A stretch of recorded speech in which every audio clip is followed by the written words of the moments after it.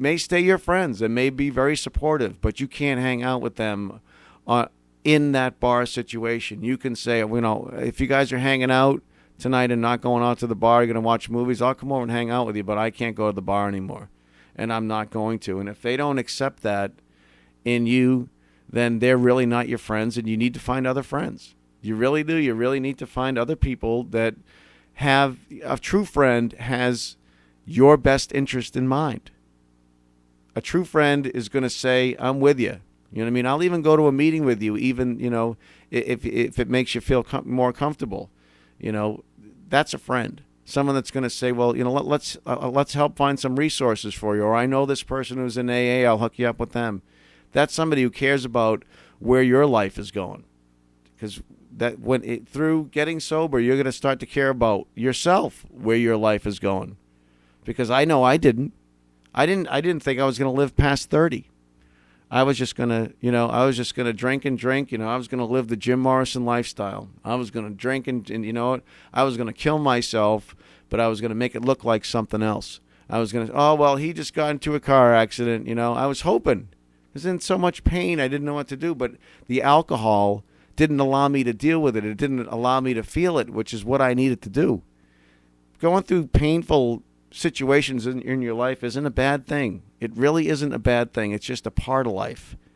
It's just where we end up in life. It's what we do with it. If every time when I was drinking, I get in a fight with my girlfriend, I would be off and running. I'd hitchhike up over to the bar in the next town over, and they all knew me. Everybody knows your name. Well, that's maybe not a good thing. Because, I was like, that was that Norm on chairs there. I'd walk in, Sully, they would say, what's up? And by the time I got around the end of the bar, there'd be an open Budweiser bar bottle just waiting for me. Oh, boy, and that made me feel Johnny Big Time, whatever that is. Hey, these people know who I am. That's stupid thinking. But they didn't care. They didn't care that, I was getting blasted and I was destroying my liver and my brain and my eyeballs and my hair, because that's what alcohol does to you. It destroys your body. It ruins it. All you pretty ladies out there, you drink a lot, girls. Your looks are going to go right out the window. That youthful body, bye-bye. To guys, you want to walk around with a big gut? Keep drinking that beer. Keep pounding down those wings. Keep eating those pretzels. You'll be looking like your mother did right before she gave birth to you. It ruins your body. It really, really does. You look at somebody who's red-faced and, the big gut and all that stuff, and they look like they're going to pop.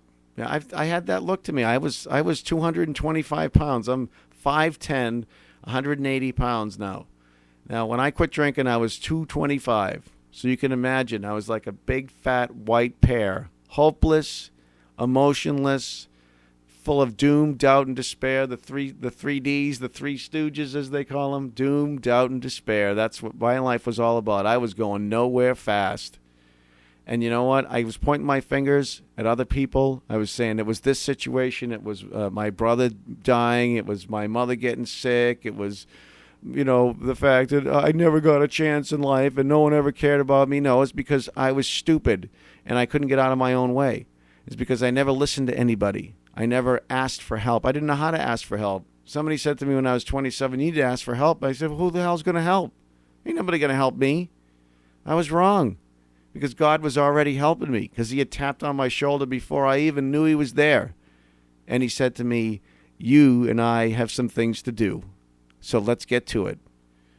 All right, well, now we're going to move on to step 6, which is where we're entirely willing that God remove all of these defects of character.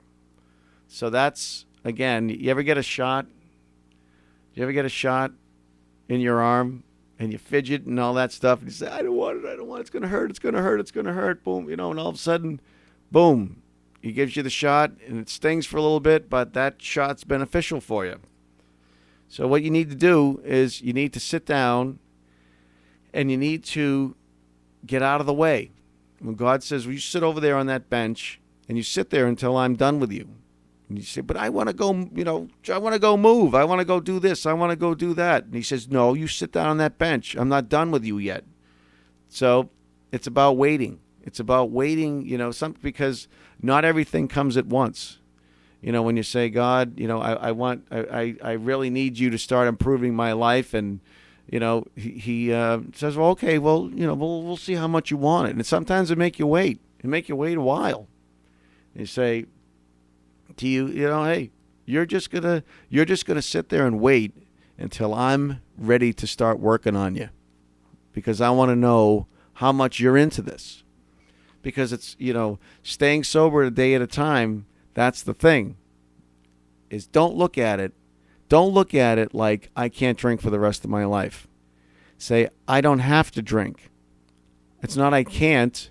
Someone said to me, why did you let them take away your right to drink? I said, who's going to do that? That's pretty funny, because if I didn't give it over, nobody was going to get it, because people tried to take it from me. And I said, that ain't going to happen, because as soon as you leave, I'm going to go get drunk. That's what I'm going to do. That's the willfulness of a drunk, is not allowing, anybody to get into that ivory tower or whatever. Ivory tower. Yeah, sure. Anyway, so basically you have to let God work in your life. You have to say, God, meaning, what is God's blueprint for my life? What are the things that he has laid forth for me? What is that path that he has set in front of me that I need to live?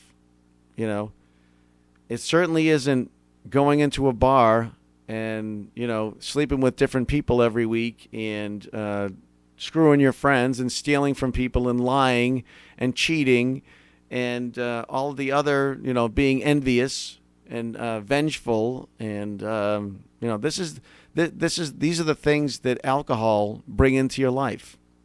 It's the hiding, the denial. God doesn't want that. He wants, when you're honest with yourself and you can allow God to remove the clutter and the shortcomings and all that stuff, all of a sudden you have a tremendous energy. You have a tremendous energy for living. All of a sudden you're saying, wow, I can do all these things, man. You start to get a little self-esteem back. I can do these things. I can balance my own checkbook now. My wife takes care of the books because she's good at it, but I could do it. I couldn't do it when I was drinking. I didn't even have a checkbook. I didn't think I had any money. But all of a sudden I start, when you get sober, you start to have a little bit of money too. A lot more freedom too. Another great thing about being sober is when I go out in my car, the worst thing they can do is give me a speeding ticket. That's all they can do. And they're going to get caught for drunk driving again.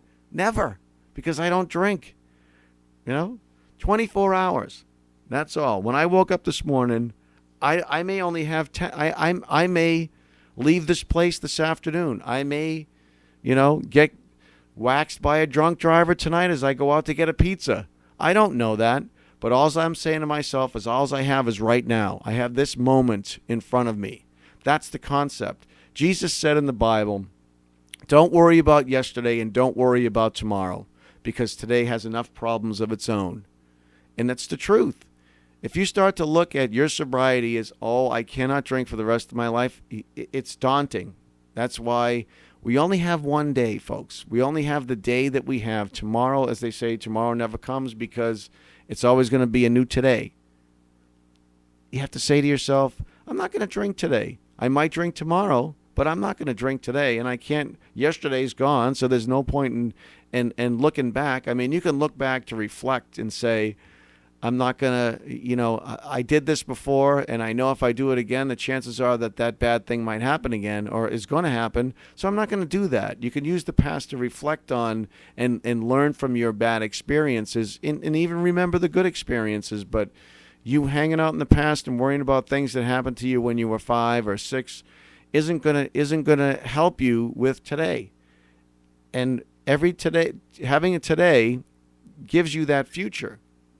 I know it's kind of a weird thing. It's kind of a goofy thing to say, but it's the truth, is that I have right now, till the end of this sentence, And I can enjoy that. I can enjoy that today, and I don't have to fill my life up with, one booze fest to the next, worrying about where I'm going to get my next drink, or, worrying about, oh my God, I can go out and have a good time, but on the way home I might get arrested for drunk driving, or I might kill somebody in a car accident, or I might kill myself, and never give myself that chance to have the life that I always thought I should have. I thought alcohol was going to give me things. I thought I was going to be a big pal. It ended up like a horse collar around my neck, a millstone around my neck that dragged me down. It didn't help me. All it did was make my life more difficult. And you know what I'm talking about. If you're here, listen to this, your life is difficult. Your life has become unmanageable. Your life is a train wreck. And that's okay, because we can help you to clean up that train wreck. I'll walk around the train yard or whatever, around the wreckage scene, and try to help you pick things up. You want to email me? Email me. My email address, okay, is just the number 4 and then today at yahoo.com. Email me. Tell me what's going on in your life. I'll email you back. I'll help you in any way I can. I'll help you find resources, meetings. We'll find all that stuff. You're not alone out there. God loves you. We care about you. We want you to be sober. We want you to be happy. And I want you to know that, like I said in other episodes, I'm not going anywhere. If they'll let me do this, I'll do this. It doesn't bother me. I could be out drinking. I could be out hurting somebody, or I could be out doing whatever. But I choose to be here, and if you want to listen, I'm just a drunk. I have a regular job like anybody else, and I do this because I want to help people get sober. I want to give back after 16 years of days of grace, because that's what they are. I'm living on the gifts of God right now, because I shouldn't be here by rights. The amount of times that I drove drunk, the amount of times that I got into fights and was around in neighborhoods and around people that could have very well hurt me. Down in New York City one night, drunk in a complete blackout for hours. The people that I was with, they could have just left me on the side of the road. I would have had no idea where I was going. I'm in a foreign city, blasted. That's how you get into trouble.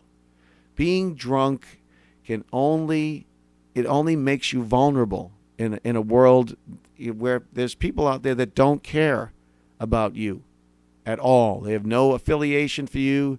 You come from a small town and you end up drunk in a big city. The people in your hometown will be more inclined to help you than people in a college city. You're visiting somewhere and you're getting blasted. It's dangerous. It's irresponsible.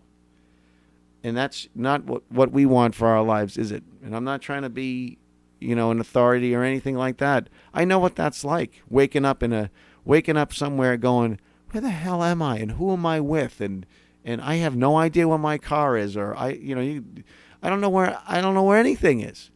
And that's having a good time? I don't think so. Not to me it isn't. Not anymore. Because I've learned that I'm not missing anything. I'm not missing a damn thing by not drinking. People say, oh, we're going to this big party. Well, I'll have a good time. And I'll go to a party for a few hours. I can sit at the bar. If I'm out with a client, I can sit at the bar and I can drink